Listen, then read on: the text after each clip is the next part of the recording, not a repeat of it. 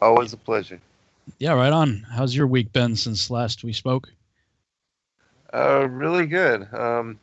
I'm getting a lot accomplished. I'm done with Diane's intro, and that has been updated and republished. I'm finishing up the new Enochian seasonal lunar solar calendar that begins in March and ends in February. And once I'm done with that, I will have time to focus on the Enoch movie. So I'm excited about that.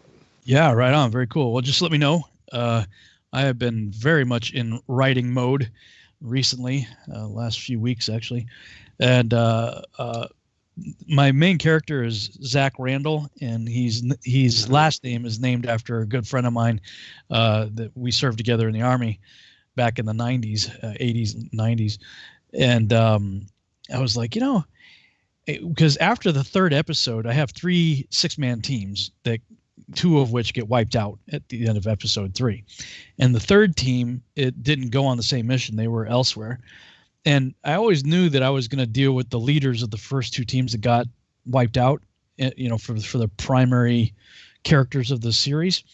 But I was like, what am I going to do with Charlie team, And I thought about my friend Dave Randall is his name. And I said, I'm going to call him up. And ran some things by him, and he's like super excited. So we are actually going to do a spinoff already. We're working on a spinoff series. Nice. That will do crossovers. I was thinking about this. Actually, I wrote it in the show Bible like, I don't know, 6, 7, 8 years ago. But I was watching, there's a TV series called Arrow that I enjoyed. It's the Green Arrow. It's from DC Comics. And I like Flash also. Well, every now and then they would do these crossover events, and they had one, Crisis in Infinity Earths. And so if you're watching, like, let's say you're watching Flash, and you're watching the normal episodic, series, and all of a sudden you're like in the middle of another story in the next episode. I'm like, what the heck is going on here? So you look it up and you see, oh, wait a minute, this is episode 3 of, I think it was 5 parts. I'm like, well, where's episode 1 and 2? And they're like, oh, you got to go watch Supergirl for episode 1. I'm like, oh, okay, so you watch Supergirl, watch episode 1. Oh, okay, cool. And then you got to go to Batwoman and watch episode 2. You're like, okay, so you watch that, and then you got to go to Flash, watch episode 3, and then Arrow 4, and Legends of Tomorrow 5. And I'm like, oh wow, that's genius marketing right there. Because with the crossover, same thing they did in the comic books, is they're teasing you with other characters that you might get interested in, and next thing you know, you're watching like 4 different series, 4 or 5. Yeah. So exactly. I thought, why don't I just take Charlie team and do, because they're going to get redesignated to Alpha since Alpha and Bravo got wiped out, and they're all the only one left. And I thought, we'll create Seed Team Alpha. And so Dave was all over. He's like, dude, I'm totally in. So we had a 4-hour brainstorm writer session this afternoon that was just awesome. Nice. Totally stoked. So yeah, I'm really excited that. So I'm working on the Seed Prime Time. I call it the Prime Timeline, and he's working on the spinoff. And then because in my story after episode 3, which takes place in December of 2002, the story jumps forward almost 8 years in episode 4. And so I'm like, so what was Charlie doing for 8 years? That's your mission. So he's going to fill in the blanks with the spinoff series, and then eventually they'll catch up and we'll do crossovers, and it's kind of same kind of thing. So yeah, just a new shot of creativity, burst of it this week. So super excited. That's cool. Yeah, it's always exciting to see where the imagination and inspiration leads, and because with regard to the Enoch movie, I already had an outline and have already been filling in portions of the story, and so getting back to it and adding to it, I'll be able to get you something soon so that you can get a visual for what I'm doing and where I'm going with it. And then, we can collaborate on on just building it out. Do you have the software Final Draft? No, I do not. But you told me about it, and You're going to get that. Yeah, I'll get it necessary. Yeah, for sure. script writing. It's first of all, it's a massive time saver, but also it just makes it easier for collaboration, back and forth. But Okay, awesome. yeah, Yeah, so I'll definitely get it. definitely looking forward to that too, man. It's going to be good, man. I'm Mm-hmm. really excited I about think that so. stuff. And I have pretty much not been on Facebook for like 4 days, I think, which has been For amazing. you. It's been amazing. Yeah. So I was looking at where we left off. I think we're behind in Jubilees. Last I remember in Jubilees, we read chapters 26 and 27, which was like at the end of January. And so I'm thinking maybe we'll start with Jubilees 28, see where that takes us, and then go to Genesis 31, and then do the Targums and stuff. Does that make sense? For some reason, I'm up because I keep up with you, and I'm up to chapter 29 in Jubilees. Jubilees. So we did 28? Yeah. I can't say for sure, but where I stopped is in chapter 29. So okay, let me just. Maybe you should look at it. Yeah. Just to be sure. So on January 27th, we did Jubilees 26 and 27. That was on 27th. What show was that? That was TFR 207. So TFR 207. After that, what do we do? Secrets Revealed 34. And on that one, well, that says Joshua 20. No, it says Jubilees 29. Okay, that's kind of whacked because the description says Joshua 29, but the title says, the title says Joshua 27 or 29, but the description says Jubilees 29. Okay, Rob. What are you thinking? So think maybe we did. Yeah, I think we did make it up to chapter 29 in Jubilees. So that would mean we did read 28. That's what I'm thinking. Zebulun, Dinah, womb. It's been a while. All right, well, I guess we'll just try 29. Okay, I'll do Jubilees 29 then. All right, cool. All right, Jubilees 29. And it came to pass when Rachel had borne Joseph that Laban went to shear his sheep, for they were distant from him a 3 days' journey. And Jacob saw that Laban was going to shear his sheep, and Jacob called Leah and Rachel and spake kindly unto them that they should come with him to the land of Canaan. For he told them how he had seen everything in a dream, even all that he had spoken unto him, that he should return to his father's house. And they said, to every place whither thou goest, we will go with thee. And Jacob blessed the God of Isaac, his father, and the God of Abraham, his father. And he rose and mounted his wives and his children, and took all his possessions, and crossed over the river, and came to the land of Gilead. And Jacob hid his intention from Laban, and told him not. And in the 7th year of the 4th week, Jacob turned his face toward Gilead in the 1st month on the 21st thereof. And Laban pursued after him, and overtook Jacob in the mountain of Gilead in the 3rd month on the 13th thereof. And the Lord did not suffer him to injure Jacob, for he appeared to him in a dream by night. And Laban spake to Jacob. And on the 15th of those days, Jacob made a feast for Laban and for all who came with him. And Jacob sware to Laban that day, and Laban also to Jacob, that neither should cross the mountain of Gilead to the other with evil purpose. And he made there a heap of a witness, wherefore the name of that place is called the heap of witness, after this heap. But before they used to call the land of Gilead the land of Raphaim, for it was the land of the Raphaim, and the Raphaim were born there, giants whose height was 10, 9, 8 down to 7 cubits.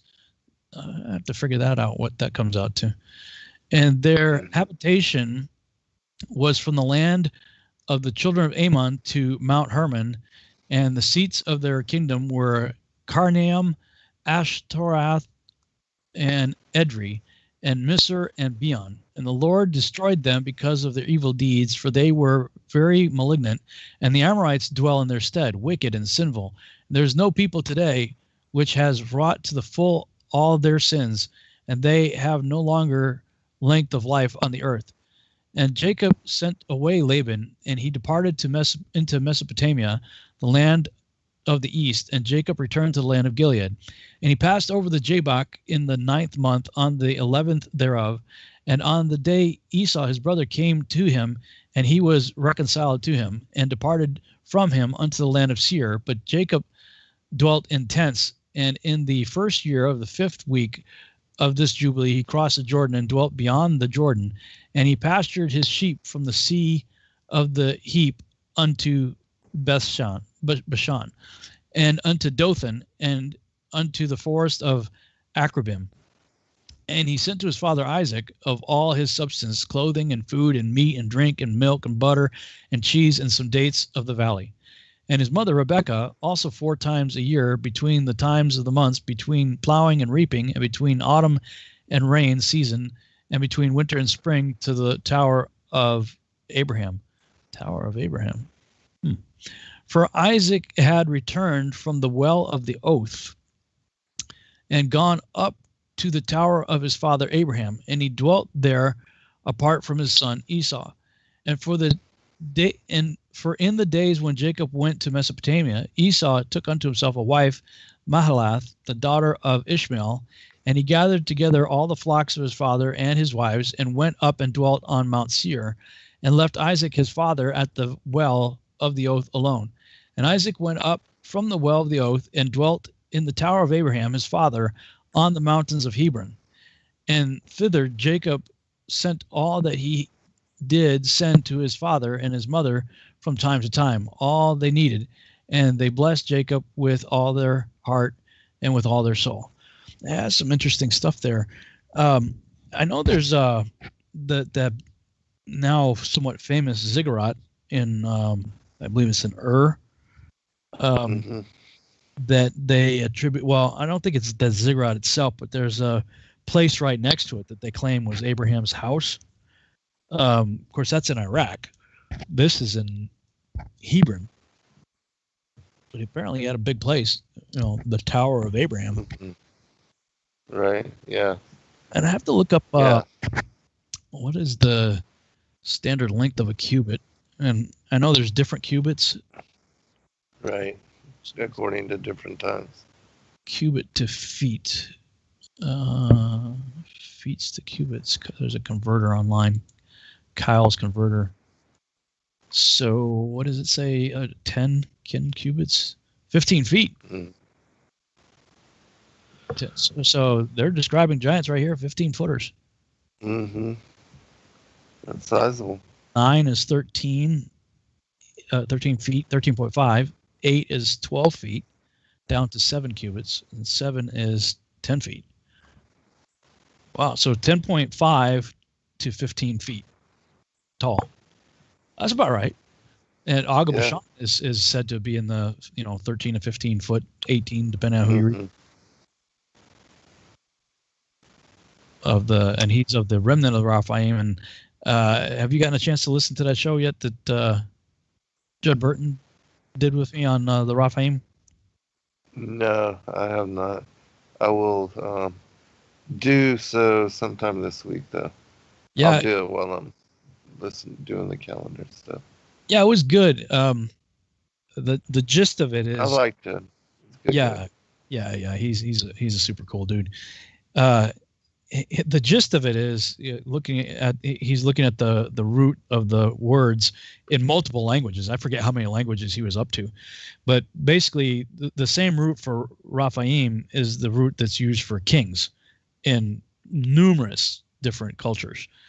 And so he's of the opinion that the Raphaim were the royalty of the giants, not that they were a separate species per se. And we know that that the giants became known by many different names. And of course, there are giants that were named after their parentage. So you have the Canaanites, for instance, or the Amorites. The Hivites. Right. Uh, Amalekites. but we know that many of those took on various nicknames. By the inhabitants of the land. Some called them the Zamzumims or Zuzims, and there's all these different, and those names have meanings too. And so Raphaim is more along the lines of like a title, a name that they gave to the giants, who I maintain all trace back to Genesis chapter 10, 6 through 20. And so these would be the royalty of the giants, the Raphaim. Makes sense to me. In the same way that you see even with like the dragon lords, there's some of the dragons, the reptilians or whatever. There's a higher species said to, according to what the Illuminati say, that the royal have wings and different, even gemstones somehow said to be attached to their heads in some manner, but there seems to be a royalty along those lines as well. Speaking of that, have you ever heard of the Chintamani stone? No. And it also known as I think it's lapsic. What is it? Lapsic exilis or something. Lapis lazuli. Exilis, something like that. It's I guess that's what. Is that bluestone? Latin.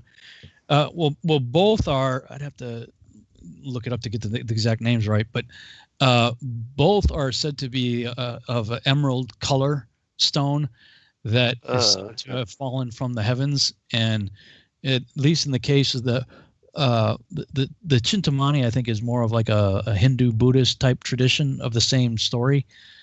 In the lapsid, I think exilis, being the Latin term, I think it's Latin, is a stone from the crown of Satan that fell from his crown when he was cast out of heaven. And that's actually, I actually have that in the teaser for episode 2 for Seed. Cool. Episode 2 of Seed starts with the banishment of Satan. Mm-hmm. And his crown comes. So I have like the Mount Meru and the council, the divine council at the top of it. Yeah. And they're looking up at Polaris, and the stars are going and circle around Polaris, and there's thunders and lightning up there, and then you see this thing come falling towards us, and it bounces off the edge of the top of the mountain, and we see just for a second that it's a crown. So it kind of comes tumbling down and tink, and then spins off afterwards, and then right after the crown, you see this body come flying, past into the abyss of the whirlpool waterfall. Yeah, that's around the abysmal chasm. There you go, the abysmal chasm. The bottomless pit. Yeah. Yeah. So I was actually doing some more research on that because I was updating. When you do a TV series, you have to create something called a show Bible, and it's basically as the series progresses, you keep updating it. This character did this, that character did that. This is the characteristics and history of this character, and so it becomes cumulative. And then when new writers come on board, they have to first consult the show Bible so they know what the heck it's all about. Right on. That's cool. So I'd written it several years ago, but as I was talking with my friend Dave this week, I'm like, okay, I got to update this thing. And there was a ton of stuff in there that I had even forgotten about. Like I was like, oh yeah, man, I gotta go back and visit that again. But that was one of them, that stone that apparently, it's one of those things that's sort of out there still in folklore, out and about, and people are aware of it. That's very cool. No, somebody said lapis lazuli. It's not the lapis lazuli. It's something different. Yeah, that's some bluestone, like Egyptian bluestone. They use it a lot. Isn't that associated with, some people think, the a piece of the firmament? I'm not sure. I'm not sure. I know that the Yellowstone that is out there, like in the Saharan desert, it's like a yellow glass. People believe that to be part of the firmament, Huh. I'm looking but it I up. don't know what that one's called. I'm looking it up real quick here. Okay, yeah, it's Lapsit, Lapsit exilis, Exillis, Lapsic exilis, and also known as the Cintamani or Chintamani, Cintamani. And that is, well, I show that in the teaser of episode 2, and then there's more references to it at the end of episode 3. So it's Right. definitely going to play a role. It's cool to incorporate stories like that, Well, I mean, that's especially when they're based on truth somehow. well, yeah. In the movie industry, they call them Easter eggs, when the filmmakers hide something, Uh-huh. in the show for the geeks to go look for and find. Yeah, right. I don't particularly like that term, so I call them seeds in seed. Right on. For the die-hard people out there who listen to our stuff, you're gonna get a head up, a leg up on everybody else by hearing stuff like this. The average public, they'll hear the references in the show, but they may not know what it is unless they go look it up. Mm-hmm. So we got 3 minutes before the break here. I'm trying to think if there was anything else in this that stood out to me. This is the first time I've seen point blank reference to the height of them, though. Yeah, it's interesting because, I've read Jubilees numerous times, and each time, like going through with you and doing these parallel accounts, it just always something new. Yeah. I'm going to read that again. That's Jubilees 29:9.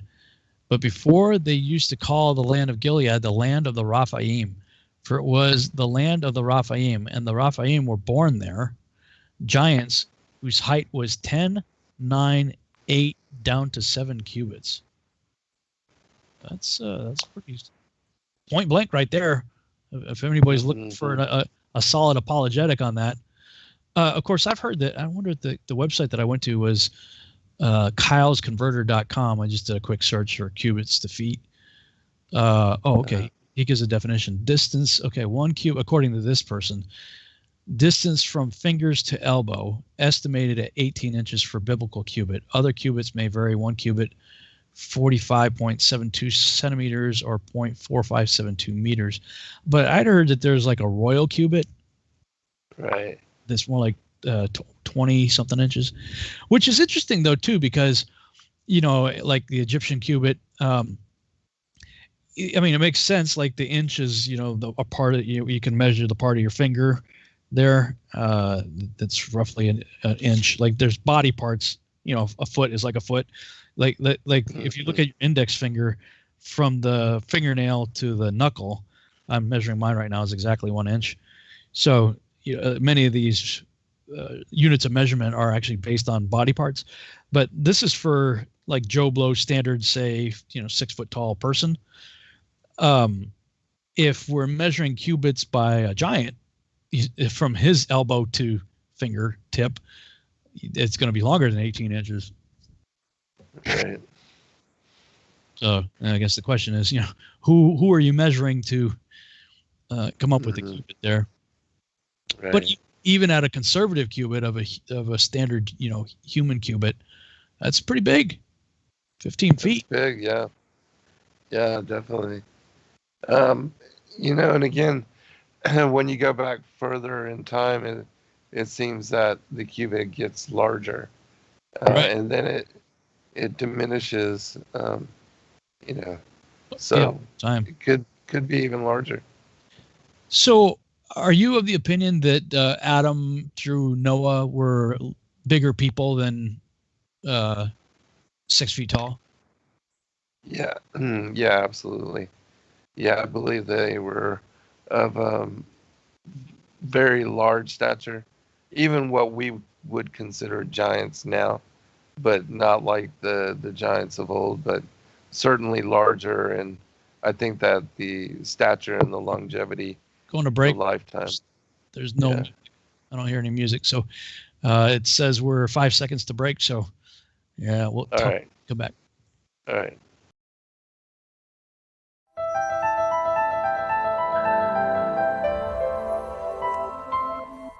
As a bookstore for truth seekers, it's our goal to make ancient manuscripts which were once held captive by secretive institutions available for public consideration. In our generation, where wisdom has increased as Daniel the prophet foretold, we have access to many of the testimonies our early church brethren were persecuted for preserving. After being hidden for centuries, these manuscripts have been leaked from various sources throughout the earth, and it's our goal to gather these sources into printable form to make available for all who seek the ancient way. If you're looking to deepen your studies of the biblical narrative, find these ancient manuscripts and more at sacredwordpublishing.com.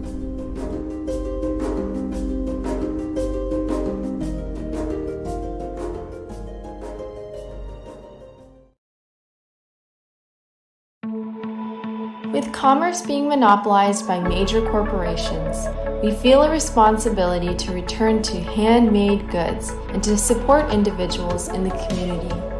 Sacred Word Publishing wants to encourage truth seekers to support each other, and one of the best ways we can do that is through offering this centralized marketplace where everyone's homemade products can be easily accessed by our fellow members in the body of Christ.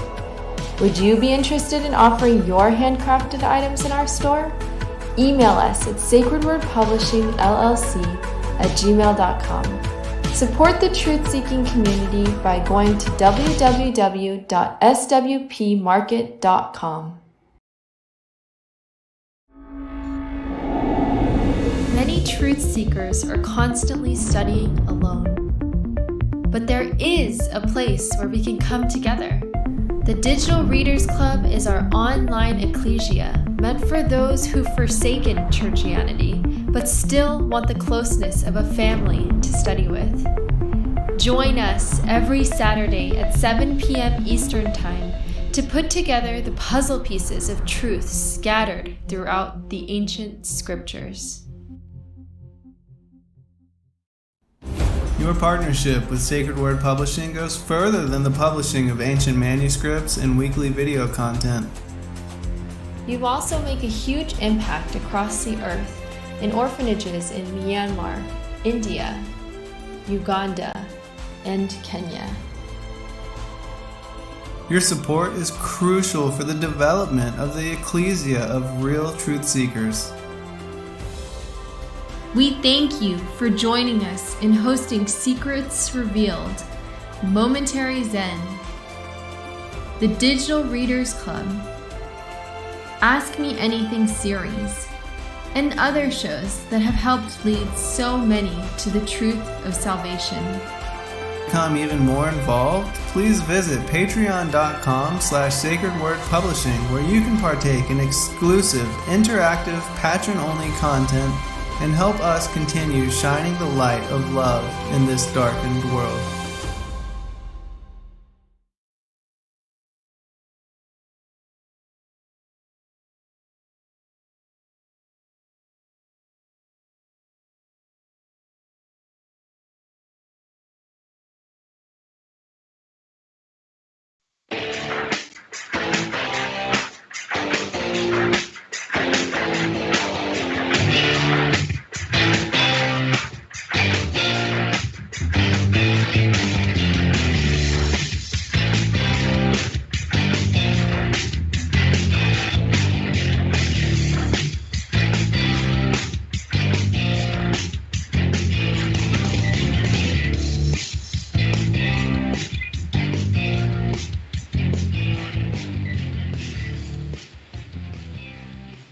And we're back on the Revolutionary Radio Project. I'm your host, Rob Skiba, and I'm talking with my guest and co-host, Zen Garcia. And right before the break, we were talking about the length of a cubit and whether or not the patriarchs before the flood were bigger people. I remember, and actually I wrote a little bit about this in Seed also, that the tomb of Abel is in Damascus, and it's like 14 feet long, the sarcophagus. So then that begs the question, if Adam to Noah and sons were bigger people just by default, how big was the ark really? Because if we're basing the ark 300 cubits on a standard 18-inch cubit, you come up with it's like 450 feet long, something like that. But if it's based on the elbow to finger measurement of Noah, who may have been bigger than that, then Noah's Ark could have been bigger than most people think. Yeah, very well could be.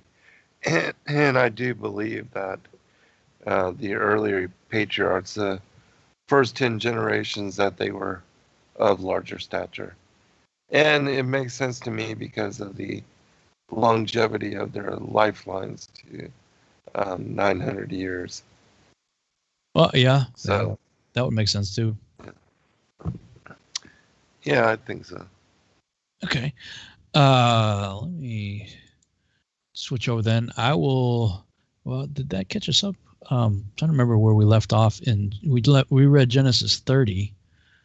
Although I forgot what the story was in 30. Let's see. Was that the one with that's the one after the sheep. Oh, this was the one about the idols, right? Oh no, yes. no.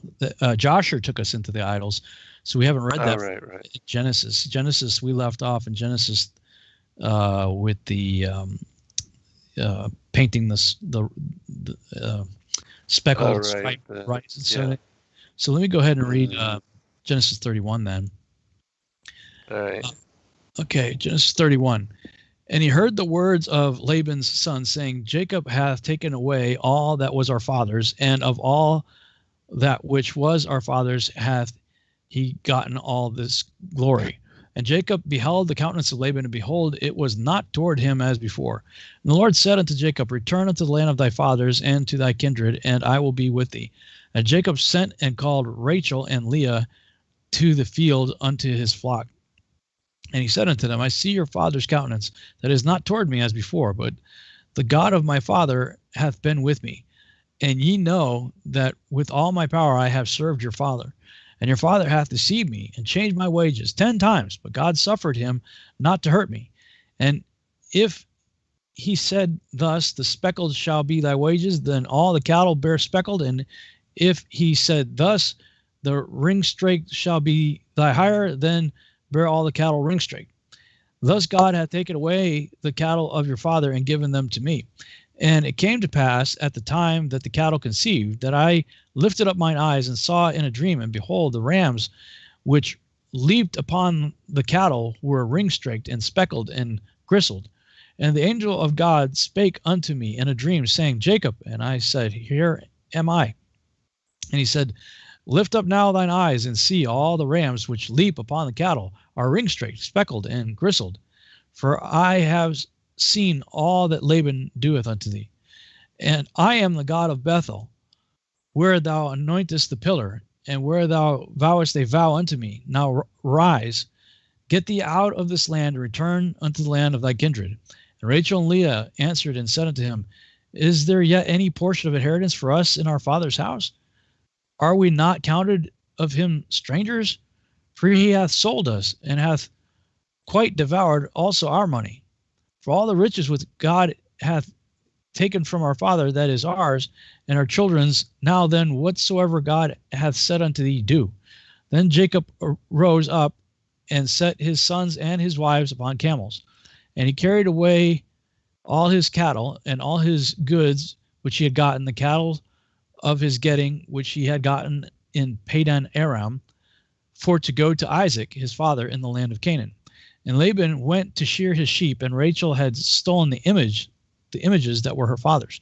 And Jacob stole away unawares to Laban the Syrian, in that he told him not that he fled. So he fled with all that he had, and he rose up and passed over the river and set his face toward the Mount Gilead. And it was told Laban on the third day that Jacob was fled. And he took his brethren with him and pursued him 7 days' journey, and they overtook him in the Mount Gilead. And God came to Laban the Syrian in a dream by night and said unto him, Take heed that thou speak not to Jacob either good or bad. Then Laban overtook Jacob. Now Jacob had pitched his tent in the mount, and Laban with his brethren pitched in the Mount of Gilead. And Laban said to Jacob, What hast thou done, that thou hast stolen away unawares to me, and carried away my daughters as captives taken with the sword? Wherefore didst thou flee away secretly, and steal away from me, and didst not tell me, that I might have sent thee away with mirth, and with songs, with tabret, and with harp? And hast not suffered me to kiss my sons and my daughters? Thou hast now done foolishly in so doing. It is in the power of my hand to do you hurt, but the God of your father spake to me yesternight, saying, Take thou heed that thou speak not to Jacob either good or bad. And now, though thou wouldst needs be gone, because thou sore longest after thy father's house, yet wherefore hast thou stolen my gods? And Jacob answered and said to Laban, Because I was afraid, for I said, Peradventure thou wouldst take by force thy daughters from me. With whomsoever thou findest thy gods, let him not live. Before our brethren discern thou what is thine with me, and take it to thee. For Jacob knew not that Rachel had stolen them. And Laban went into Jacob's tent, and into Leah's tent, and into the two maidservants' tent, but he found them not. Then he came out of Leah's tent and entered into Rachel's tent. Now Rachel had taken the images and put them in the camel's furniture and sat upon them. And Laban searched all the tent, but found them not. And she said to her father, Let it not displease my lord, that I cannot rise up before thee, for the custom of women is upon me. And he searched, but found not the images. And Jacob was wroth and chode with Laban. And Jacob answered and said to Laban, What is my trespass? What is my sin, that thou hast so hotly pursued me? Whereas thou hast searched all my stuff, what hast thou found of all thy household stuff? Set it here before my brethren and thy brethren, that they may judge betwixt us both. This 20 years have I been with thee. Thy ewes and thy she-goats have not cast their young, and the rams of thy flock have I not eaten. That which was torn of beasts I brought not unto thee. I bear the loss of it. Of my hand didst thou require it, whether stolen by day or stolen by night. Thus I was in the day, the drought consumed me, and the frost by night. My sleep departed from my eyes. Thus I have been 20 years in thy house. I served thee 14 years for thy 2 daughters, and 6 years for thy cattle, and thou hast changed my wages 10 times.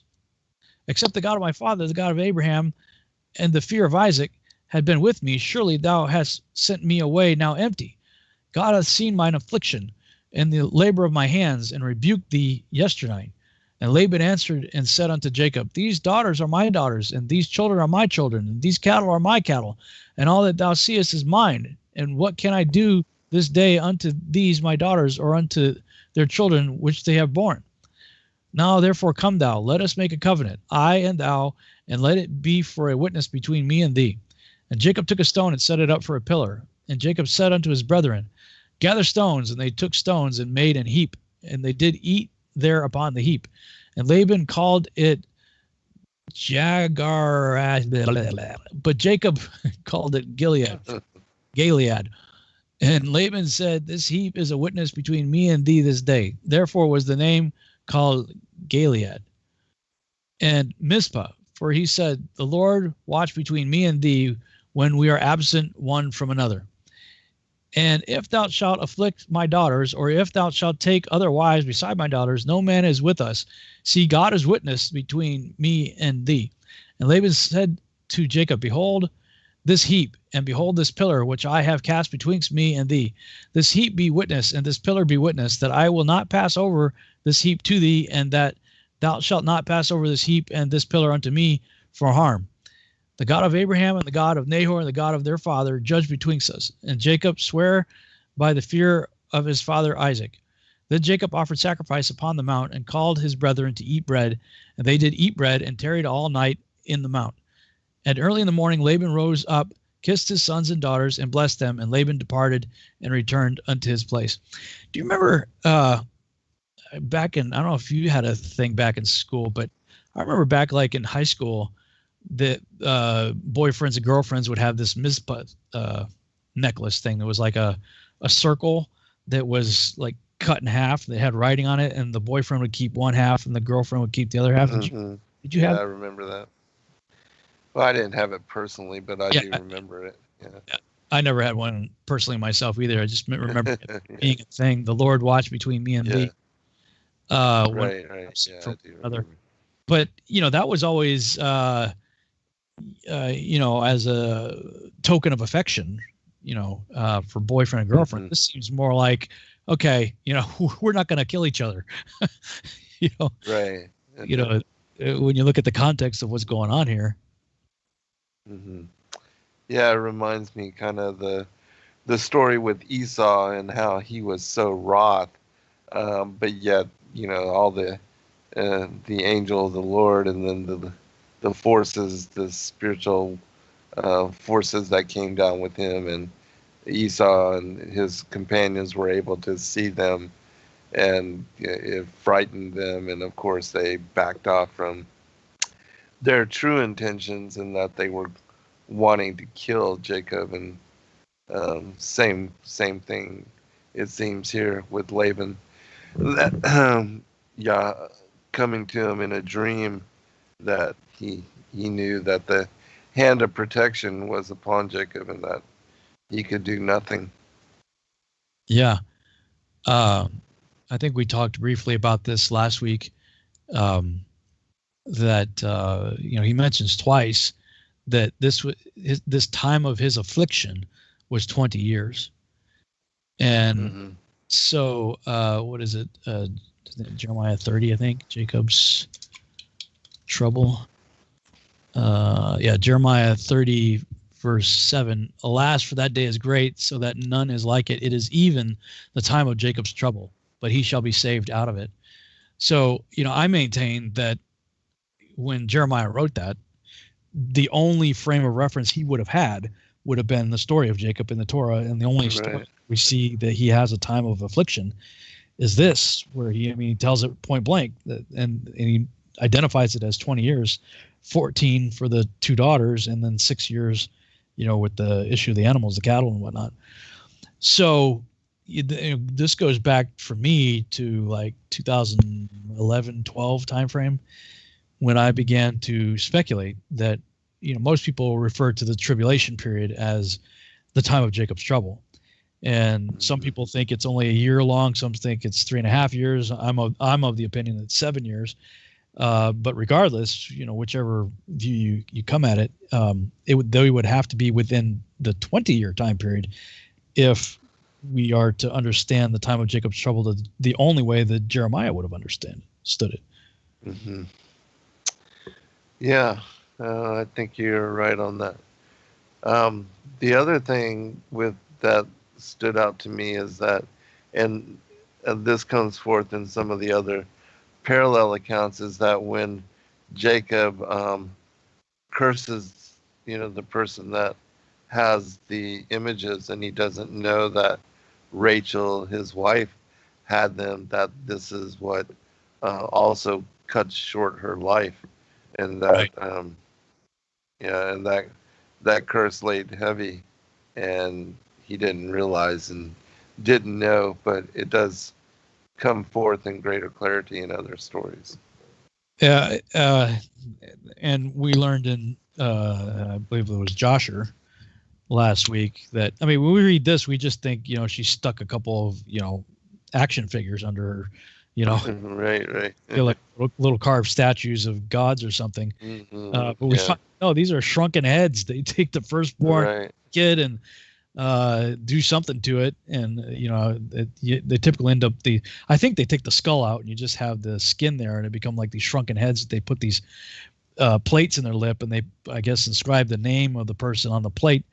So they have this open mouth with a plate there, and I guess they do some sort of ritual with the thing, and it starts speaking to them, which is just it's crazy. So when you think of what she's doing, she sat on a bunch of talking heads.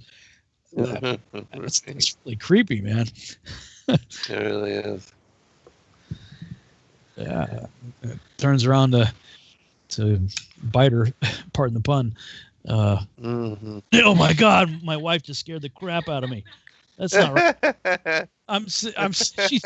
She literally just scared the crap out of me. I'm sitting here talking about shrunken heads and all this stuff, and she sneaks up quietly behind me, and I'm looking over to the side. All of a sudden, this hand comes up beside me, and she goes, "Wow!" I'm like,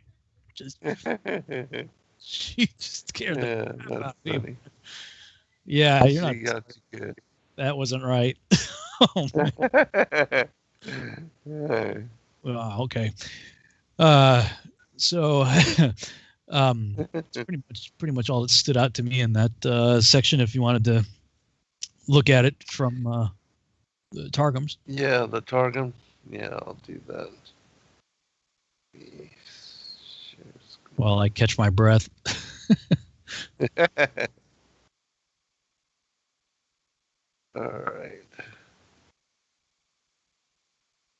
All right, 31.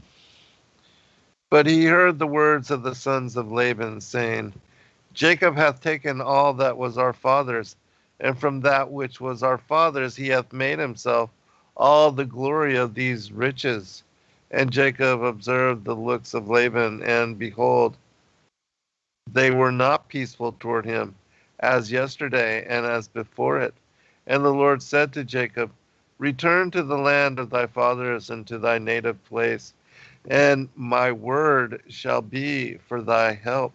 And Jacob sent Naphtali, who was a swift messenger, and he called Rahel and Leah, and they came into the field unto his flock.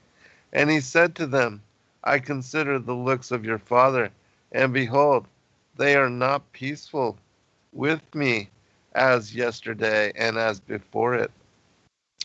But the God of my father hath been to my aid, and you know that with all my strength I have served your father.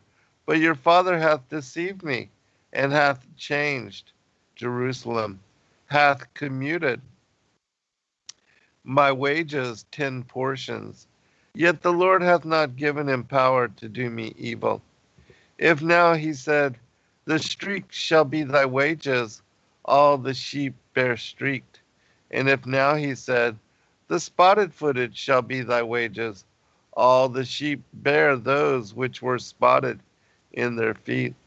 And the Lord hath taken away the flock of your father, and hath given it to me, Jerusalem.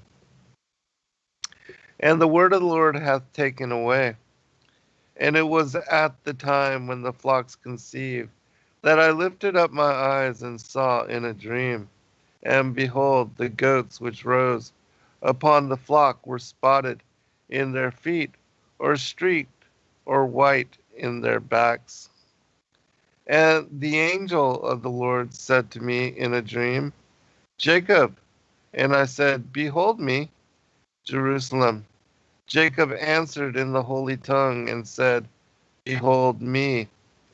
And he said, Lift up now thine eyes and see.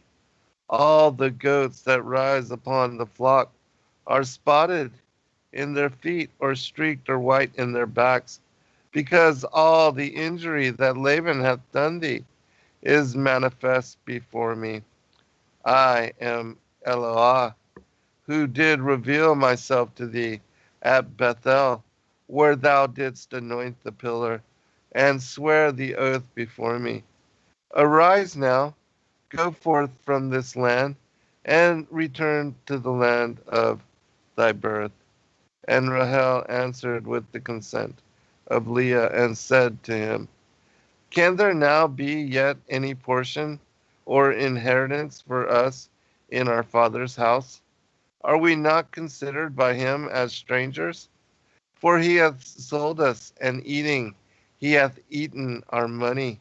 Therefore all the wealth that the Lord hath taken from our father is ours and our children's. And now all that the Lord hath said to thee, do. Jerusalem, are we not considered strangers to him? For he hath sold us, and behold, he is not willing to give us our dowry.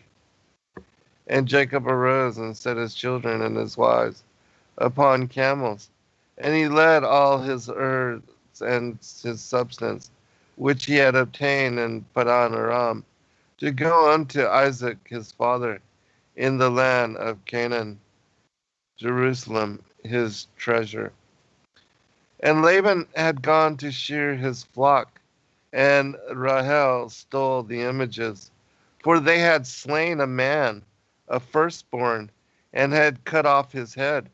They salted it with salt and balsams, and wrote incantations on a plate of gold, and put it under his tongue, and set it up in the wall, and it spake with them, and unto such their father bowed himself.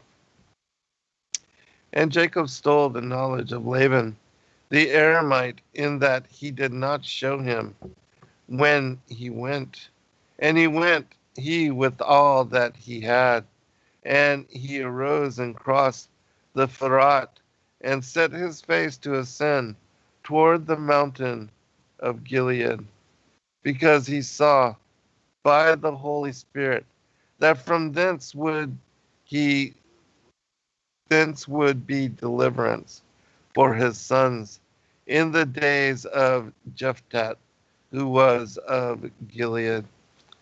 But after Jacob had gone, the shepherds went to the well, but found no water, and they waited 3 days, if that it might again overflow.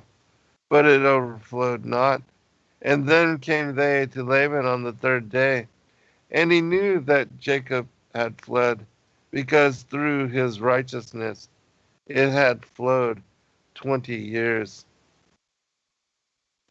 Jerusalem. And it was when the shepherds were gathered together, they sought to water the flock, but were not able. And they waited 2 and 3 days, if that the well might overflow. But it overflowed not. And then came they to Laban in the 3rd day, because Jacob had fled. And he took his kinsman with him and pursued after him, going 7 days, and overtook him, while sojourning in Mount Gilead, offering praise and praying before his God. And there came an angel with a word from before the Lord, and he drew the sword against Laban the deceitful in a dream of the night, and said to him, Beware lest thou speak with Jacob from good to evil. And Laban came upon Jacob, and Jacob had spread his tent in the mountain, and Laban made his brethren abide in the mount of Gilead.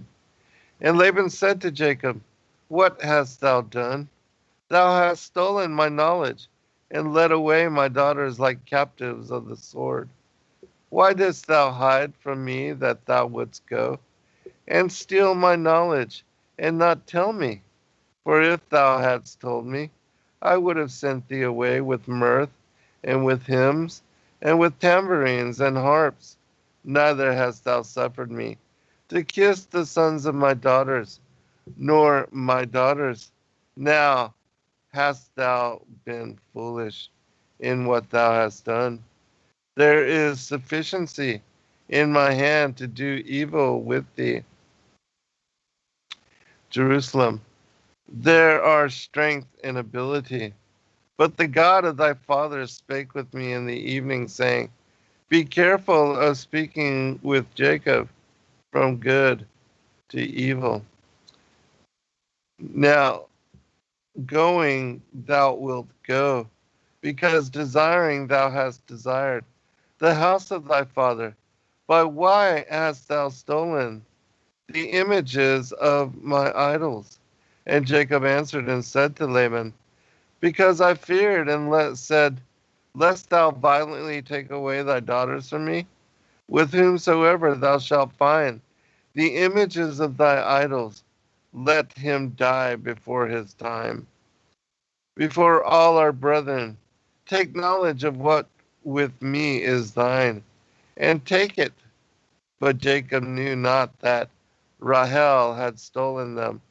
And Laban went into the tent of Jacob, and into the tent of Leah, and into the tent of the two concubines, but found not. And he went out from the tent of Leah, and entered the tent of Rahel. But Rahel had taken the images, and laid them in the panniers of the camels, and sat upon them. And he searched all the tent, but found not. And she said, let it not be displeasing in my Lord's eyes. Oh, going to break. Yeah, pick it up on the other side. Okay.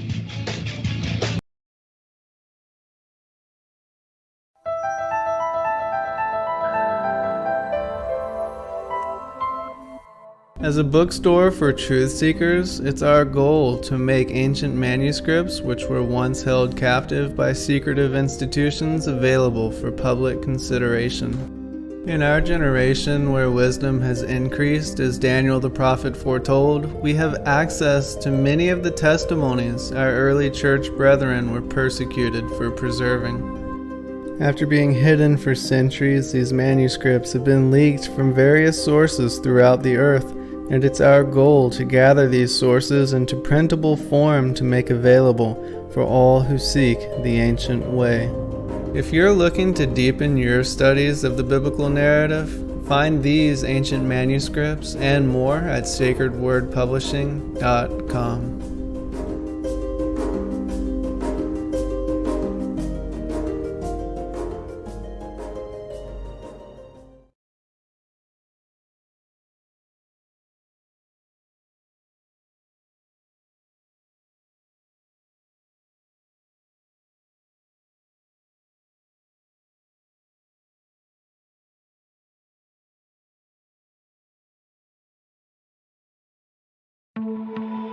With commerce being monopolized by major corporations, we feel a responsibility to return to handmade goods and to support individuals in the community. Sacred Word Publishing wants to encourage truth seekers to support each other, and one of the best ways we can do that is through offering this centralized marketplace where everyone's homemade products can be easily accessed by our fellow members in the body of Christ. Would you be interested in offering your handcrafted items in our store? Email us at sacredwordpublishingllc@gmail.com. Support the truth-seeking community by going to www.swpmarket.com.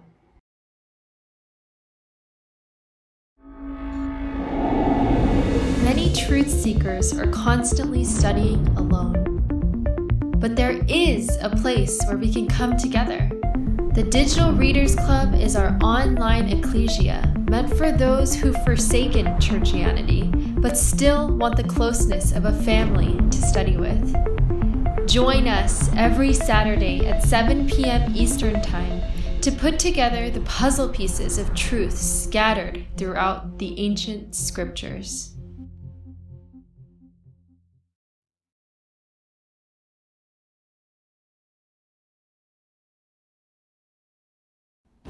Your partnership with Sacred Word Publishing goes further than the publishing of ancient manuscripts and weekly video content. You also make a huge impact across the earth in orphanages in Myanmar, India, Uganda, and Kenya. Your support is crucial for the development of the ecclesia of real truth seekers. We thank you for joining us in hosting Secrets Revealed, Momentary Zen, the Digital Readers Club, Ask Me Anything series, and other shows that have helped lead so many to the truth of salvation. To become even more involved, please visit patreon.com/sacredwordpublishing, where you can partake in exclusive, interactive, patron-only content and help us continue shining the light of love in this darkened world.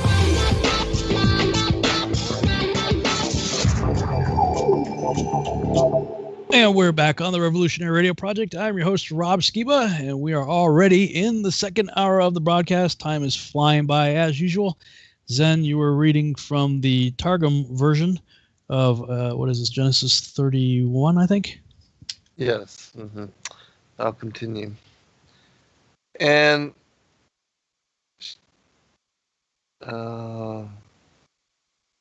yeah. And she said, "Let it not be displeasing in my Lord's eyes that I am not able to arise before thee, because I have the way of women." And he searched but found not the images. And the anger of Jacob took fire, and he contended with Laban. And Jacob answered and said to Laban, "What is my sin and what my transgression, that thou hast so eagerly come after me? Having therefore searched all my vessels, why hast thou found of all the vessels of thy house? Lay now the matter before my brethren and thy brethren, and let them decide the truth between us two. These 20 years have I been with thee. Thy ewes and thy goats have not failed, and the price of the rams of the flock I have not eaten. That torn by wild beasts I have not brought to thee. For had I sinned from my hand, thou wouldst have required it. What was stolen from my hand, what was stolen in the day by men, that have I made good. And what was stolen in the night by wild beasts was made good also. Jerusalem. The dead I have not brought to thee. Every one which had fled from the number, I have made that good of my hands, that thou hast required it. And what thieves stole by day or wild beasts devoured by night, I have made good. I have been in the field by the day, the heat hath devoured me, and the cold by night, and sleep hath been parted from me. These 20 years have I been in thy house, serving thee, 14 years for thy 2 daughters, and 6 years for thy sheep, and thou hast changed my wages 10 parts. Unless the God of my father, the God of Abraham, and he whom Isaac feareth, had been in my help, even now hadst thou sent me away empty. But my affliction and the travail of my hands are manifest before the Lord, and therefore he admonished thee in the evening. And Laban answered and said to Jacob, The children whom thou hast received of thy wives are my children, and the children whom they may bear will be reputed as mine. And the sheep are my sheep, and all that thou seest is mine. And for my daughters, what can I do this day? And for the soils which they have borne, and now come, let us strike a covenant, I and thou, and it shall be for a witness between me and thee. And Jacob took a stone and set it up for a pillar. And Jacob said to his sons, whom he called his brethren, Collect stones. And they collected stones and made a mound, and they ate upon the mound. And Laban called it Ogar Sahid. But Jacob called it in the holy tongue Galed. And the observatory also it was called, because he said, The Lord shall observe between me and thee when we are hidden, each man from his neighbor. If thou shalt afflict my daughters, doing them injury, and if thou take upon my daughters, there is no man to judge us. The word of the Lord, seeing, is the witness between me and thee. And Laban said to Jacob, Behold this mound, and behold the pillar which thou hast reared between me and thee. This mound is a witness, and this pillar is a witness. And I may not pass beyond this mound to thee, and that thou mayest not pass beyond this mound, and this pillar to do harm. The God of Abraham and the God of Nahor shall judge between us. The God of their fathers, but Jacob sware, by the God whom his father Isaac feared. And Jacob slew sacrifices in the mount, and invited his kinsmen, who came with Laban to help themselves to bread, or strengthen themselves with bread. And they helped themselves to bread and lodged in the mount. And Laban arose in the morning and kissed the sons of Jacob and his daughters and blessed them. And Laban went and returned to his place. That one described the idol rather interesting. Yeah, the head. Yeah, they and how sound like they did it. They killed somebody. Right, the firstborn. Yeah, we had seen that. Go back to that. Yeah, right there. And Laban had gone after his flocks, and Rachel stole the images, for they had slain. For they, who's they? They had slain a man, right, a firstborn, and had cut off his head, and they salted it with salt and balsams, and wrote incantations on the plate of gold, and put it under his tongue, and set it up in the wall, and it spake with them. That's just some crazy stuff going on there. It really is. I'm guessing they would be Laban and his compatriots in the same manner that, how they tried to do evil unto Eleazar when he went down there to take wife for Jacob. Yeah. Do you know if there's anything more elaborated on this story or that particular event in Legends of the Jews or anything? I think so. I think it does elaborate on it, but I can't recall right offhand. But I will go into that at some point. I've got to catch up with that and the Legends of the Patriarchs and the Prophets. So, how far does the Legends of the Patriarchs and Prophets go in the timeline? Like paralleling? Does it go through the Exodus, or does it just stop with Genesis, or does it keep on going? No, it keeps on going. It pretty much parallels like all the way through. Let me see. Let me go to the very beginning here. Oh yeah. If you want to read that one. 5:30. You want to read the Legends of the Patriarchs and Prophets version? Sure. Yeah, I'll read this one. All right. And I think I have to go up just. I'll just stop here. And when she knew that he was the son of Rebekah, she ran and made it known to her father. And when Laban heard the account of the strength of Jacob, his sister's son, and how he had taken the birthright and the order of blessing from the hand of his brother, and how the Lord had revealed himself to him in the way, and how the stone had been removed, how the well had upflowed and risen to the brink, he ran and kissed him and led him into the house. Should I go down some? Because that's a long ways back. I'll just start right here with Jacob and Esau. I saw something about the head in there when you were. Oh, you did? Yeah. Let me just go back then. I'll just read it then. From here.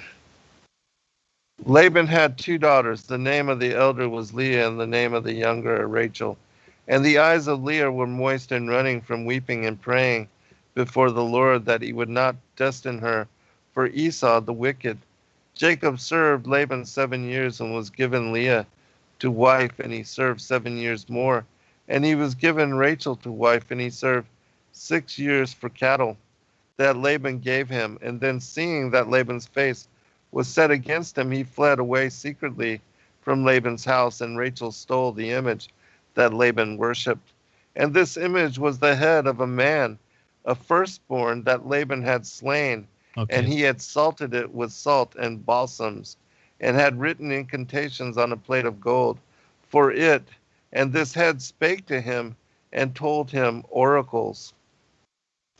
And Laban bowed himself down before it. Jacob drew near to the land of Esau, and he feared that his enmity was not abated. Therefore he sent a message before him to his brother, and he tarried all night at Mahanaim. And he sent a present before him to Esau to abate his anger. The book of Jasher gives some curious details on the meet of the brothers. Jacob, trusting to the support of the Most High, besought him to stand by him and deliver him from the wrath of his brother. And God sent 4 angels to protect him. These angels went before him. The first who met Esau presented himself at the head of 1,000 horsemen, armed at all points, who fell upon the troop that accompanied Esau and dispersed it. As this body of men swept along, they shouted, "We are the servants of Jacob. Who can resist us?" A second body followed under the second angel, then a third phalanx under the third angel.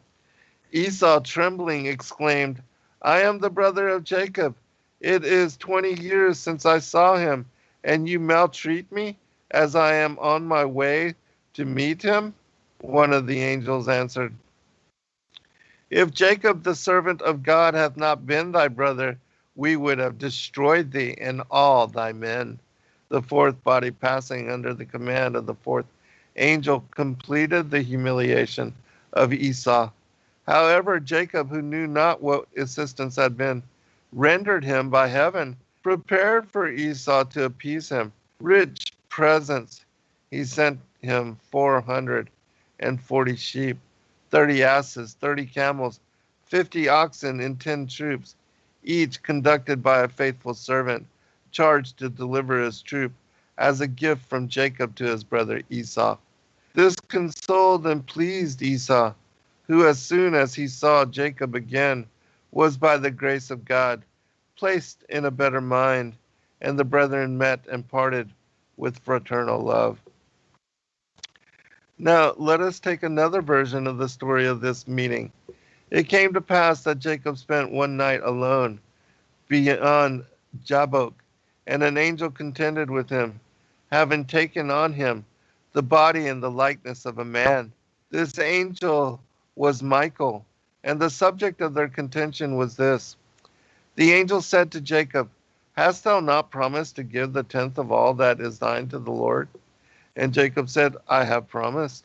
Then the angel said, "Behold, thou hast 10 sons and 1 daughter. Nevertheless, thou hast not tithed them." Immediately Jacob set apart the 4 firstborn of the 4 mothers, and there remained 8, and he began to number. From Simeon and Levi came up for the 10th. Then Michael answered and said, "Lord of the world, this is thy lot." So Levi became the consecrated one to the Lord. On account of this ready compliance with his oath, Michael was unable to hurt him, but he remained striving with Jacob till the first ray of sunlight rose above the eastern hills. And he said, "Let me go, for the column of the morning ascendeth, and the hour cometh when the angels on high offer praise to the Lord of the world. And I am one of the angels of praise. But from the day that the world was created, my time to praise hath not come till now." And he said, "I will not let thee go until thou bless me." Now Michael had received commandment not to leave Jacob till the patriarchs suffered him. And as it began to dawn, the hosts of heaven, who desired to begin their morning hymn, came down to Michael and bade him rise up to the throne of God and lead the chant. But he said, "I cannot unless Jacob suffer me to depart." Thus did God prove Jacob, as he had proved Abraham, whether he would give to him his son when he asked him of the patriarch. But according to certain rabbinic authorities, it was not Michael who wrestled with Jacob, but it was Samael, the evil one, or Satan. For Samael is the angel of Edom, as Michael is the angel of Israel. And Samael went before Esau, hoping to destroy Jacob in the night. Samael, says the Jalkut Rabbini, met Jacob, who had the stature of the first man, and strove with him, but he could not do him an injury. For Abraham stood on his right hand, and Isaac on his left. And when Samael would part from him, Jacob would not suffer it, till the evil one had given him the blessing which Jacob had purchased from Esau. And from that day Samael took from Jacob his great strength and made him to halt upon his thigh. But when Michael appeared before God, we must now suppose the man who strove with Jacob to have been the angel. God said to him in anger, "Thou hast injured my priest." Michael answered, "I am thy priest." "Yea," said the Most High, "thou art my priest in heaven, but Jacob is my priest on earth. Why hast thou lamed him?"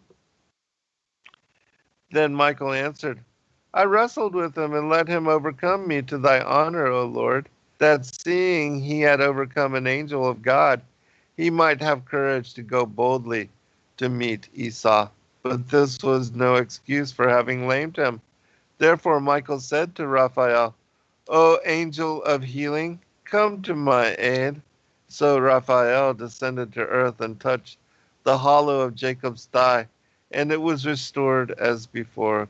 But God said to Michael, "For this that thou hast done, thou shalt be the guardian of Israel as long as the world lasteth." Jacob called the name of the place Peniel, for he said, "I have seen the angel of the Lord face to face, and my soul is saved." And the sun rose upon him before its time, as when he went out from Beersheba. It had set before its time. And Jacob lifted up his eyes and looked, and behold, Esau came, and with him 400 men of war. And he divided the children unto Leah and to Rachel and to the 2 concubines, and placed the concubines and their sons foremost. For he said, "If Esau come to destroy the children and ill-treat the women, he will do it with them, and meanwhile we can prepare to fight." And Leah and her children after, and Rachel and Joseph after them.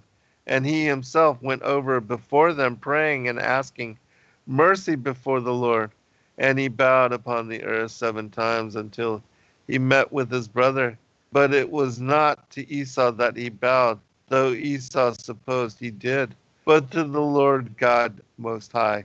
And Esau ran to meet him and embraced him and fell upon his neck and bit him.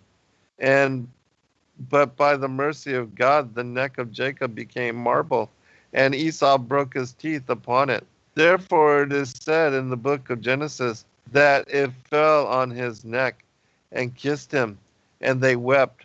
But the Targum apparently do not acknowledge that the neck of Jacob became marble. For the Targum of Palestine explains their weeping thus: Esau wept on account of the pain of his teeth, which Jacob prepared 3 things against Esau: war, gifts, and prayer, as a token to all men that they must overcome evil by resistance, by alms, and by supplication. Wow, there's a lot of different strange elaboration going on there. Yeah, this one takes all the different olden accounts and puts them all together. I saw that. This is the first time I've seen anything that said it was Samael that he's wrestling with, basically Satan, right? Yeah, I've seen that in a couple of places. Well, this is probably referencing those other places, though, right? Right, yeah. I think so. I think in the Legends of the Jews it also speaks about that. All right. were shaken, but Jacob wept because of the pain of his neck. And the Targum of Jerusalem, Esau wept for the crushing of his teeth, and Jacob wept for the tenderness of his neck. The Lord God prospered Jacob, and he had 102 times 10,000 and 7,000 sheep and 600,000 dogs. But some rabbis say that the sheep were quite innumerable, but Jacob counted his sheepdogs. He found that he had 1,200,000 of them. Others, however, reduced the number one half.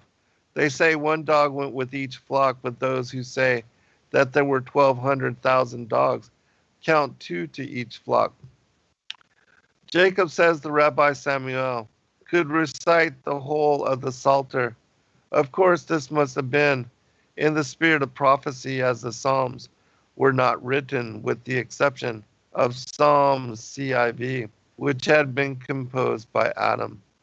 Adam, after his fall, had been given by God 6 commandments, but Noah was given a 7th, to this effect, that he was not to eat a limb or a portion of any living animal. Abraham was given an 8th, the commandment of circumcision, and Jacob was communicated a 9th through the mouth of an adder, that he was not to eat the serpent. If we trust the book of Jasher, the affair of Shechem, the son of Hamor, was as follows. The men of the city were not all circumcised, only some of them, so as to blind the eyes of the sons of Jacob, and throw them off their guard. And Shechem and Hamor had presently concerted to fall upon Jacob and his sons and butcher them. But Simeon and Levi were warned of their intention by a servant of Dinah, and took the initiative.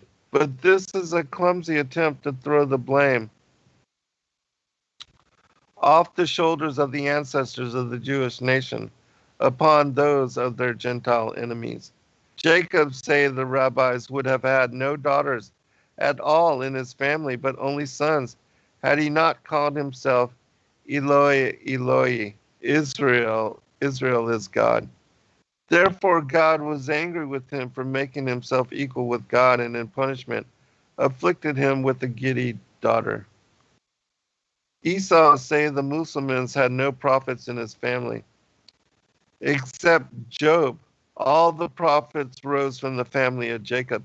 And when Esau saw that the gift of prophecy was not in his family, he went out of the land, for he would not live near his brother. You want me to stop here? Yeah, because we're probably getting pretty far ahead from. Yeah, that's what I'm thinking too. We are. We got about 2 minutes before the break. When was this book published? Do you know? Legends of the Patriarchs and Prophets. Is that it? I'll look it up. It almost sounds like it's a fairly recent publication. It's I think it's old, but considering the various resources that it draws from. Yeah, could be. Yeah, because it adds everything all together. So, but yeah, I'll look over the break. Yeah, when we come back from the break, I'll read Genesis 32, which will catch us up with what you read there. I don't know if we'll get to it in this show, but maybe we'll read the Joshua account on your show next week. All right. Because I'm intrigued by that, the Samael. I mean, it's traditionally, and this is in Genesis 32, that Jacob wrestled with the angel. But I mean, I think it's generally taught and assumed that he's wrestling with probably like a angel of the Lord, pre-incarnate Yeshua kind of thing. That says he's wrestling. Some accounts, yeah. Yeah, what you read said that he wrestled with Satan, but it also sounded like Michael was there too, and that Michael was the one that right. Yeah, different stories. Right. The story is intriguing to me though, because that gives the reason for why Michael was made the guardian angel over Israel. I never thought of that. I always think that Michael is the guardian angel over the land of Israel, but this is the person that is Israel. And 1884. Yeah, okay. 1884. So that's just a compilation. You know. Yeah, that's bearing gold. Okay. Yeah. Let me keep that up on the screen. I'll put that. Oh, I can't. Oh, I don't have a second screen set up here. Oh, that'll work. I could do that. Legends of Patriarchs and Prophets and Other Old Testament Characters from Various Sources, 1834. Published 1884. Huh. So, what was I going to say? Yeah, I mean, that's interesting about Michael touching his hip and then calling Raphael. And I was just telling my friend Dave when we're having a brainstorm session today that that Raphael is known as the angel with healing powers. Healing, yeah, right. I wonder if Raphael was the one that stirred the pool of Bethesda then. You know, where the people were there. Possibly, yeah. Never thought of it. Yeah, he is the angel of healing, right? Oh, we're going to break. All right.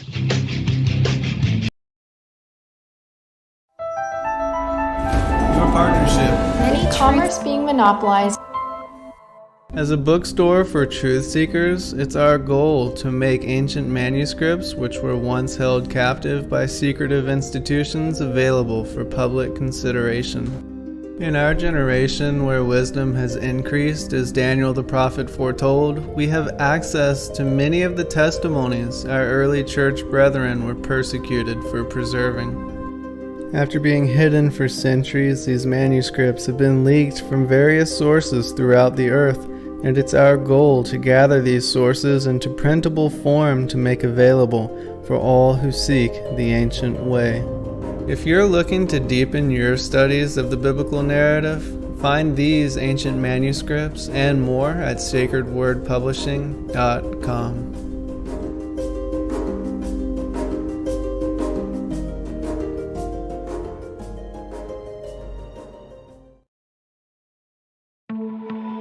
With commerce being monopolized by major corporations, we feel a responsibility to return to handmade goods and to support individuals in the community.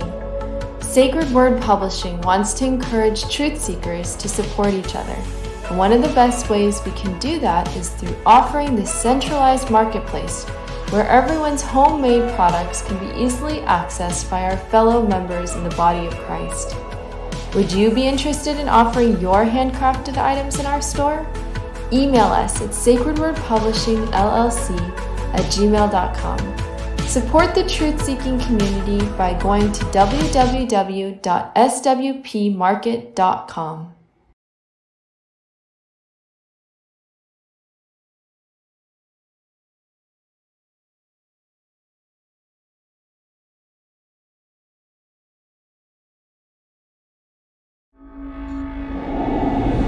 Many truth seekers are constantly studying alone. But there is a place where we can come together. The Digital Readers Club is our online ecclesia meant for those who've forsaken churchianity but still want the closeness of a family to study with. Join us every Saturday at 7 p.m. Eastern Time to put together the puzzle pieces of truth scattered throughout the ancient scriptures.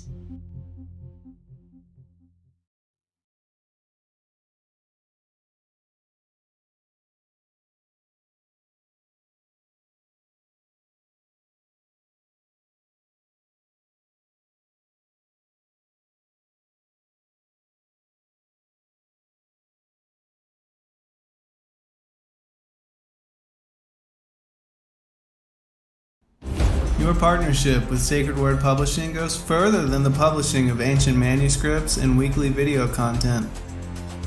You also make a huge impact across the earth in orphanages in Myanmar, India, Uganda, and Kenya.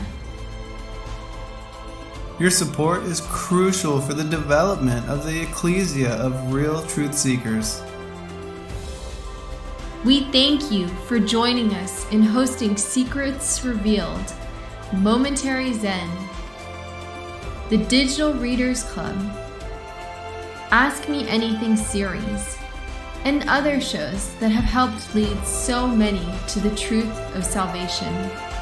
become even more involved, please visit patreon.com/sacredwordpublishing, where you can partake in exclusive, interactive, patron-only content and help us continue shining the light of love in this darkened world.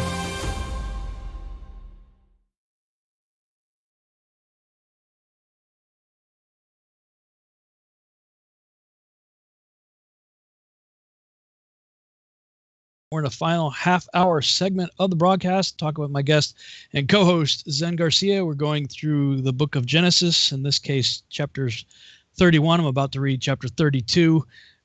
Zen has read from the Targum version of Genesis 31 and covering some of the 32, also in the legends of the patriarchs and prophets. Was there anything else you wanted to say before I jump into that? Yeah, just one thing really quickly. From the Legends of the Patriarchs and the Prophets, it begins with the fall of the angels and then goes all the way through to the prophet Zechariah. Wow. So it covers quite a lot. And Wow. I have, if you're still screen sharing, I have Sure. on the screen all the names of the chapters. And it does also, this book confirms the premise that I speak about in my pre-Adamite and the Antediluvian world books, talking about how the angels fell before the creation of humanity.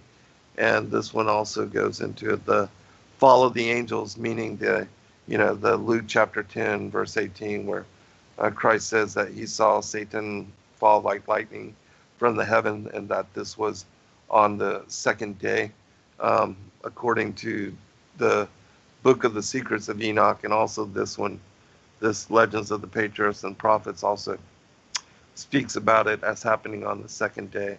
And then, you have Adam and the creation of man and on and on. Even has the pre-Adamites in this book as well. So it's an interesting book. Yeah, it sounds like it. Does this book also record the event where Satan wrestles over for the body of Moses?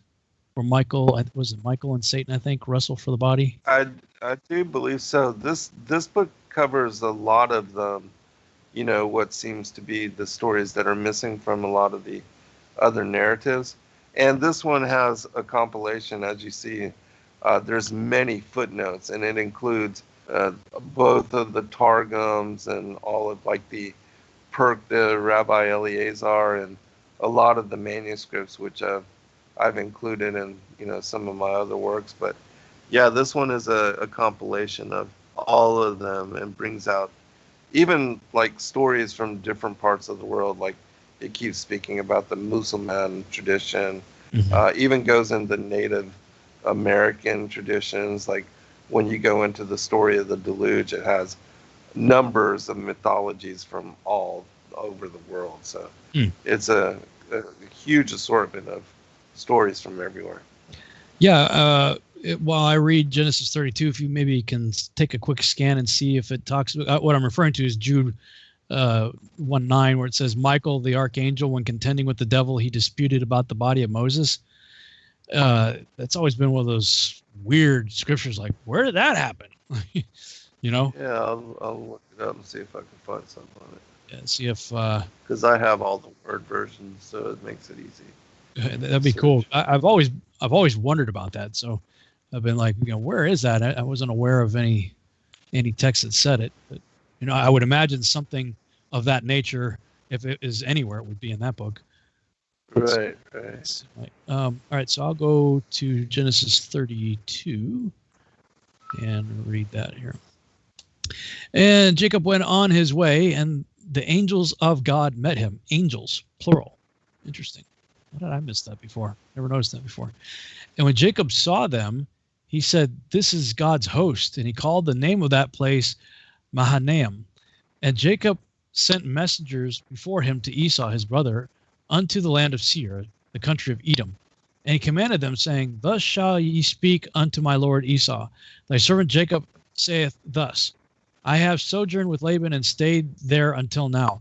And I have oxen and asses, flocks and men servant and maids, women servants. And I have sent to tell my Lord that I may find grace in thy sight. And the messengers returned to Jacob, saying, we came to thy brother Esau, and also he cometh to meet thee, and 400 men with him. And Jacob was greatly afraid and distressed, and he divided the people that was with him, and the flocks and the herds and the camels into 2 bands, and said, if Esau come to the one company and smite it, then the other company which is left shall escape. And Jacob said, O God of my father Abraham, and God of my father Isaac, the Lord which said to me, return unto thy country and to thy kindred, and I will deal well with thee. I am not worthy of the least of all the mercies and of all the truth which thou hast showed unto thy servant. For with my staff I passed over this Jordan, and now I am become 2 bands. Now that's interesting. For with my staff I passed over this Jordan. I'm wondering if he used the staff to part the Jordan. I never saw that before. Yeah, he did. That's part of the Rod of Wonder. That book, it has that same story, and that's how Moses knew to part the Red Sea in the same manner. And Joshua, that, Jacob did. Joshua parted the Jordan also when they came in after. Right. Mm-hmm. Oh, that's interesting. I never saw that before here either in Genesis. But for with my staff I passed over this Jordan. That's pretty wild. Mm-hmm. Maybe I missed. Did you read that in the? I must have missed it if you did when you were reading because you kept reading. Well, you didn't read the Targum version with 32. You read the Legends of the Patriarch. Not yet. Yeah, so maybe the Targum. We might have time to read the Targum. I looked at during the break. I looked in the Joshua account. It's rather lengthy, so I will have to say that probably to kick off your show next week, I guess. Okay. So yeah, if you happen to find the wrestling match, that'd be cool. But otherwise, you can read the Targum version after I finish this one. Yeah, I looked it up and it only made one small mention of it, but I'll share it with you afterwards. Okay. Deliver me, I pray thee, from the hand of my brother, from the hand of Esau, for I fear him, lest he will come and smite me and the mother with the children. And thou says, I will surely do thee good and make thy seed as the sand of the sea, which cannot be numbered for multitude. And he lodged there that same night and took of that which came to his hand a present for Esau his brother. 200 she-goats and 20 he-goats, 200 ewes and 20 rams, 30 milch camels and their colts, 40 kine and 10 bulls, 20 she-asses and 10 foals. And he delivered them into the hand of his servants, every drove by themselves, and said unto his servants, pass over before me, and put a space between drove and drove. And he commanded the foremost, saying, when Esau my brother meeteth thee, and asketh thee, saying, whose art thou, and whither goest thou, and whose are these before thee? Then thou shalt say, they be thy servant Jacob's. It is a present sent unto my lord Esau, and behold, also he is behind us. And he commanded he the second and the third and all that followed the drove, saying, on this manner shall ye speak unto Esau when ye find him. And say ye moreover, behold, thy servant Jacob is behind us, for he said, I will appease him with the present that goeth before me, and afterward I will see his face, peradventure he will accept me. So went the present over before him, and himself lodged that night in the company. And he rose up that night and took his 2 wives and his 2 women servants and his 11 sons, and passed over the ford Jabbok. And he took them and sent them over the brook, and sent over that he had. And Jacob was left alone. And he wrestled with a man with him until the breaking of the day, which is interesting. And Genesis doesn't give you the idea that he's wrestling with an angel here. He's just like some dude showed up. He started wrestling him. And when he saw that he prevailed not against him, he touched the hollow of his thigh, and the hollow of Jacob's thigh was out of joint as he wrestled him. And he said, let me go, for the day breaketh. And he said, I will not let thee go, except thou bless me. And he said unto him, what is thy name? And he said, Jacob. And he said, thy name shall be called no more Jacob, but Israel. For as a prince hast thou power with God and with men, and hast prevailed. And Jacob asked him and said, tell me, I pray thee, thy name. And he said, "Wherefore is it that thou dost ask after my name?" And he blessed him there. And Jacob called the name of the place Peniel, for I have seen God face to face, and my life is preserved. So I guess that's where we get the idea that it's the angel of the Lord is face to face, seeing God face to face. And he passed over Penuel, the sun rose upon him, and he halted upon his thigh. Therefore the children of Israel eat not of the sinew which shrank, which is upon the hollow of the thigh unto this day, because he touched the hollow of Jacob's thigh and the sinew that shrank. Yeah, I mean, he says, I have seen God face to face. And I maintain, especially now as we've been going through the Targums, that anytime we see Yod-Heh Vav-Heh interacting with man, that he's doing so as Yeshua, the Word. Because I agree. Moses is meeting with God face to face as one speaks with a friend, and then he says, "Hey, let me see your face." And God says, "Oh, no one can see my face and live." So you got to be like, "Wait a minute! He just said, just recently said that he meets with him face to face." So the only way that could work, and then he says that he covers him with what? His right hand, and then right. the cleft of the rock, and then he looked and he could see the backside of God as he walked past him. So, I maintain that all of the interaction that Yahuwah had directly with man was always Yeshua. Yes, I agree.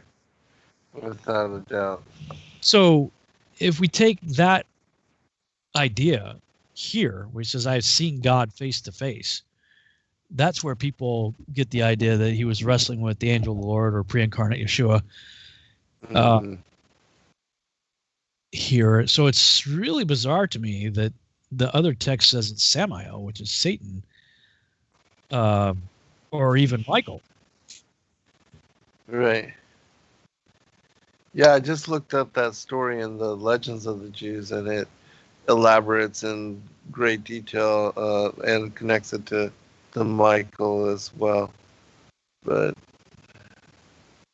so you said you had yeah, I'll go to the Legends of the Patriarchs. It just says this about the body of Michael. It says, the incident of the contention of Michael with Satan for the body of Moses, mentioned by St. Jude, is contained in the Apocryphal, the Assumption of Moses, now lost, but which has been quoted by Origen and other fathers. Oh, so I'll actually look that up.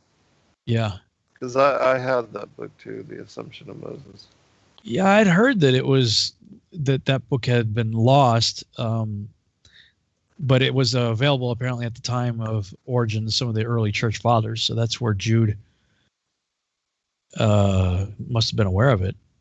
So the Assumption of Moses. It's preserved in the Ante-Nicene, the 10 books of the Ante-Nicene church fathers, all that material. There's a lot of extra books contained in all that dialogue, and that's one of them, the Assumptions of Moses. So they were aware of it, which is really interesting, because when Cain kills Abel, he drinks his blood and is gulping down his blood. So in that particular account.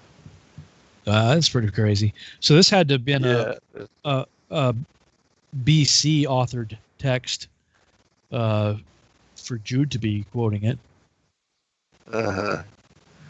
Yeah, it seems to be very old. I'm surprised that. Are you aware of any shards or slivers of it found in the Dead Sea Scrolls? I wonder if that was among the Dead Sea Scrolls. Of the Assumption of Moses, not that I know of right offhand. Huh. I don't recall. All right. So I have the Targum 32. And Jacob went on his way, and the angels of the Lord met him.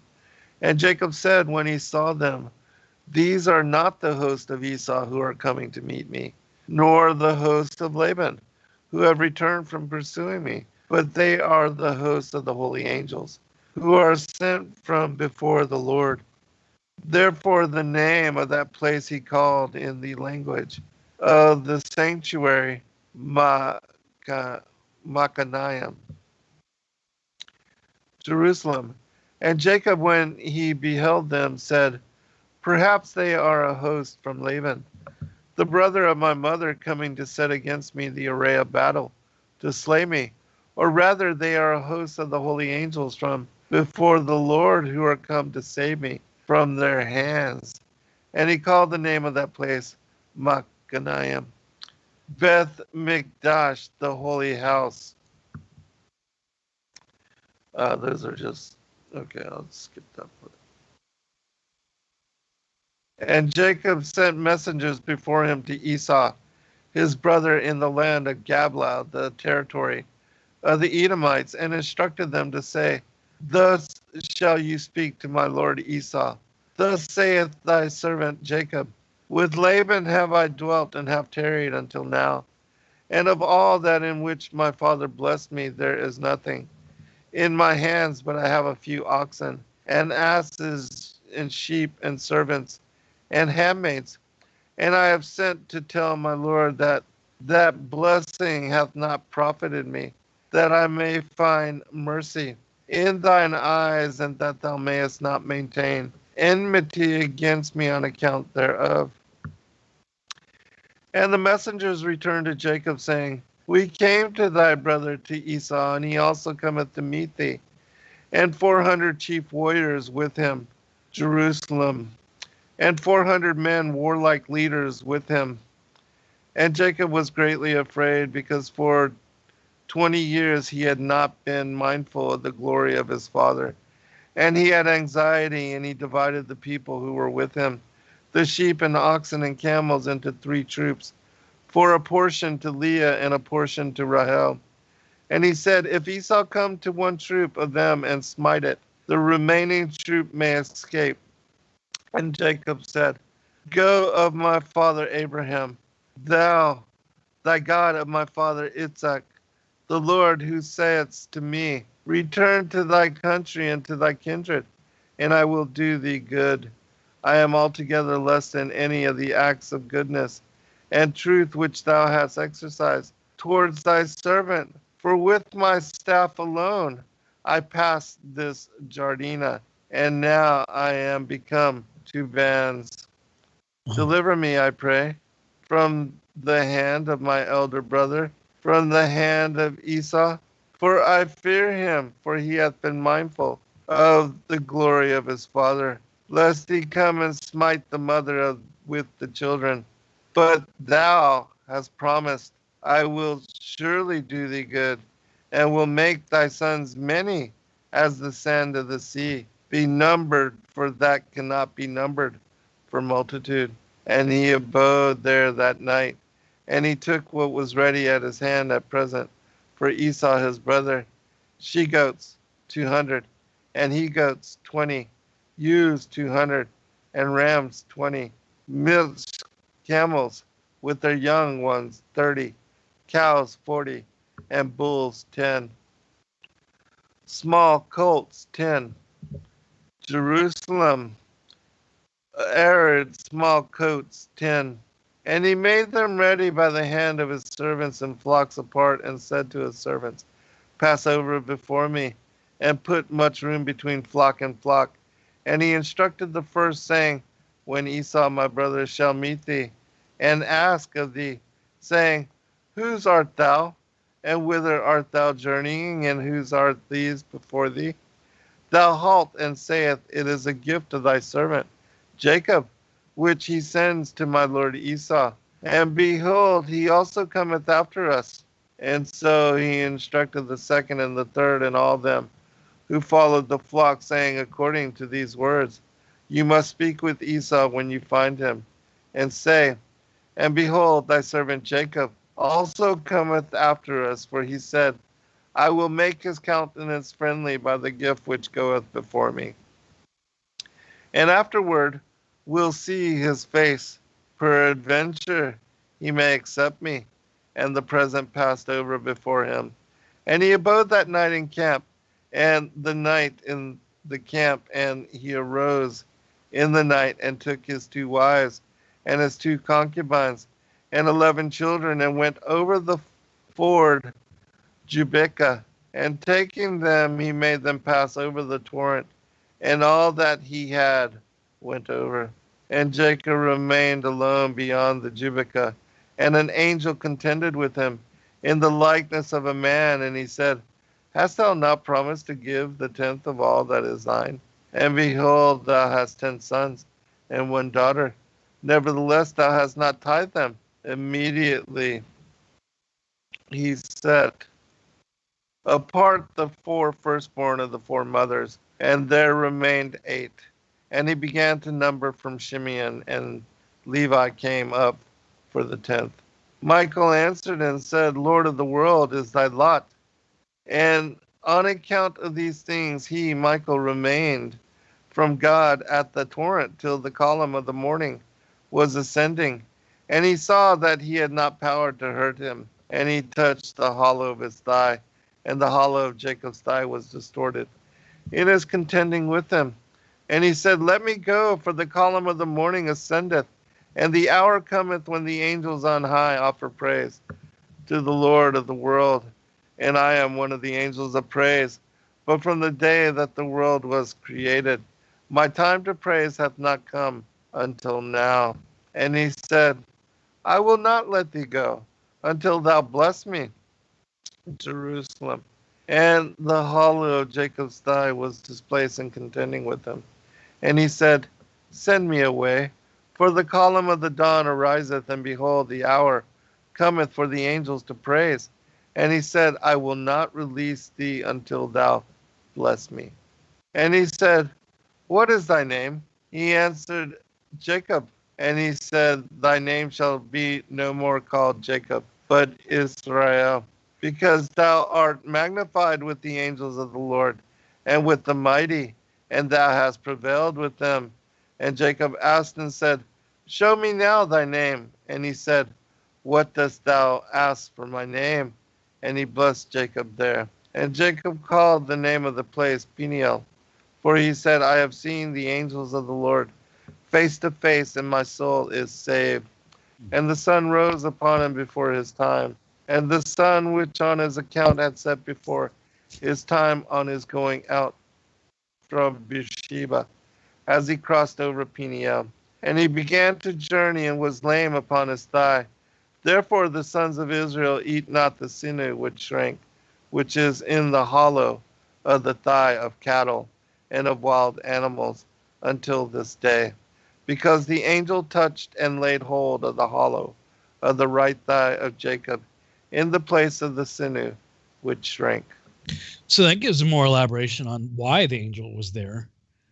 And it does certainly tell you point blank that it's Michael, and he doesn't say I've seen God face to face. It says that he's seen the angels. Angels, so, yeah. I wonder what the Septuagint says. Of course, we only got 2 minutes before we go to break. I mean, before the end of the show. End of the show, actually. Right. Yeah, I mean that actually makes a bit more sense to me. The way it describes that. What's that? That's Legends. Yeah, it's a very long account, so maybe next time. It's very long, so but it goes into greater detail, and it also says it claims it to be Michael. Yeah. Well, I guess we got a multitude of witnesses saying it's Michael, and so yeah, it would just actually it says I had seen the face of God. That's not Yod He Vav He. That's Elohim. Right. Most likely. Let me see if I can look that up real quick. What is that? 32, Genesis 32.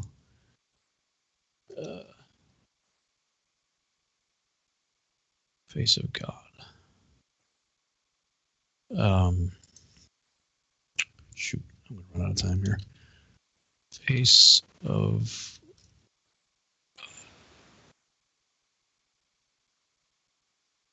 it's Elohim.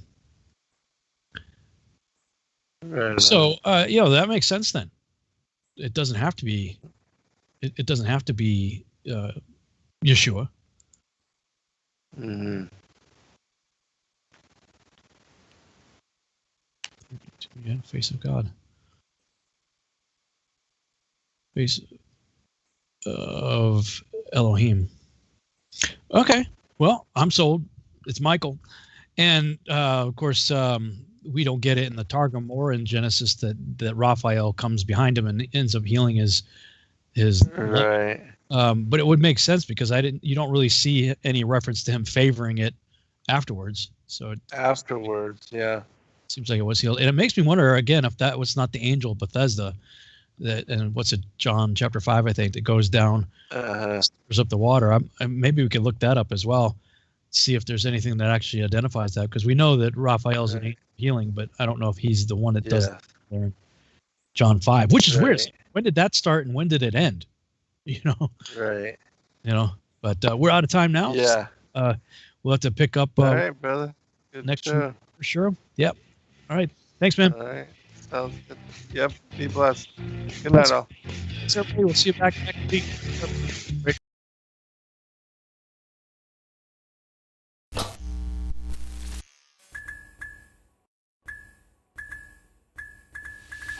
Thank you, everybody, for joining us for this video and this broadcast. We appreciate all of you and thank you for your patronage. Please do like and subscribe and share with your friends. God bless all of you in your seeking.